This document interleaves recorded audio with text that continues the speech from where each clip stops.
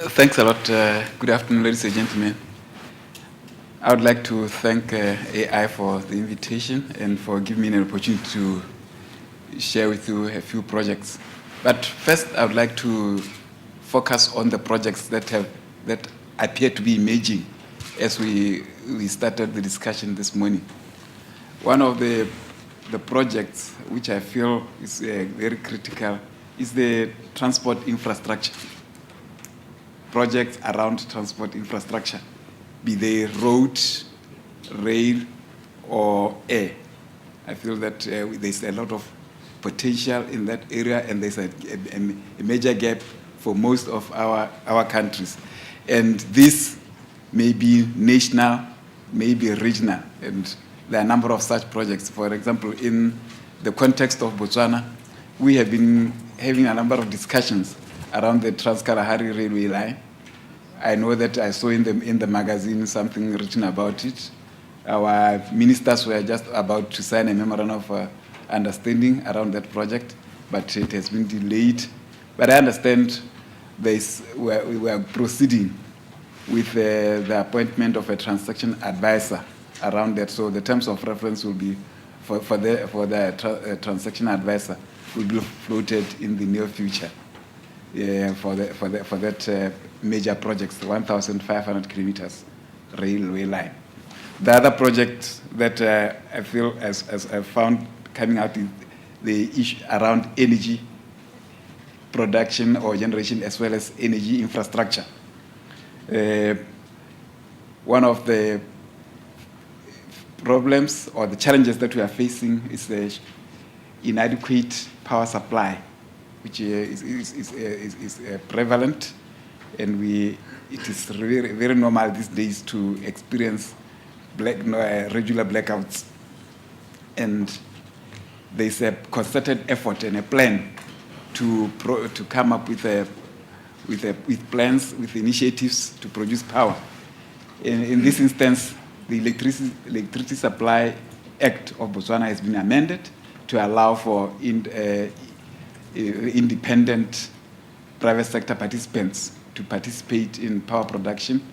One of them involves even the production of coal, because we have very huge coal reserves.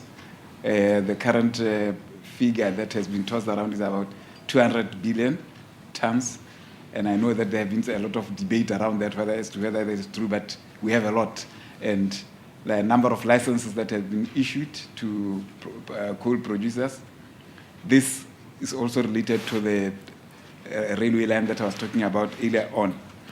The other, still talking about energy, is the issue of fuel for the petroleum products. There are a number of discussions ongoing around how can we obtain the other alternative sources of fuel.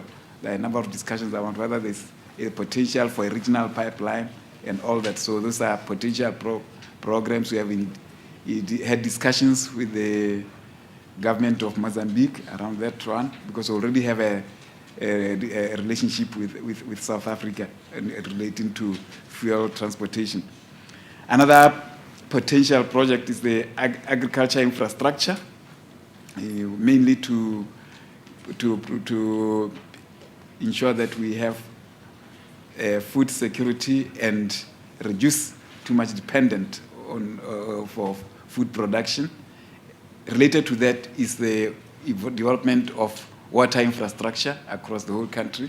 As we all know, Botswana is landlocked, and there's a major national water master plan, which involves the development of major infrastructure sites for water production and retention.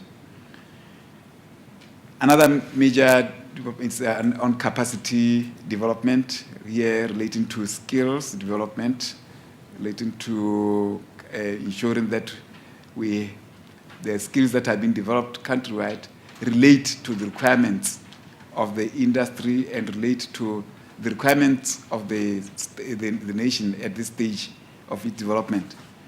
The last project that I'll talk about is the ICT, increasing our ICT capacity, broadband in order to ensure that we are able to operate at the same speed with other competitors. Mainly, this has been heightened by the relocation of the Diamond Selling Center to Gaborone at the beginning of this year, or towards the end of last year, where they want to ensure that we operate with the speed and capacity that can make us competitive and match the international expectations. Pitching projects that are to be pitched, I hope that I have not talked about Botswana only. I suppose these projects relate to all other many African countries. Those are the projects, ladies and gentlemen. Thank you. Doing business in Africa. You can't afford to be without Africa Investor.